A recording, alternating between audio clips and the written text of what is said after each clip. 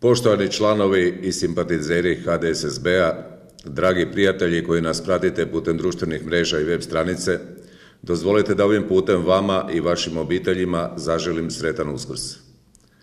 Istina je, živimo u teškim vremenima, međutim i danas i uvijek upravo vjera i ljubav trebaju nadvladati nepravdu, zavist i malodušje, kao i druge poteškoće u koje nas tjera ova gospodarska kriza, pa i kriza morala.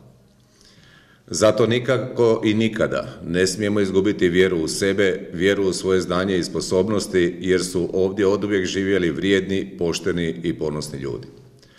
Želim da vam svima, nama, najveći kršćanski blagdan Uskrs udahne novu snagu, novu vjeru u sebe, vjeru u bolju budućnost naših obitelji, vjeru u bolju budućnost Hrvatske.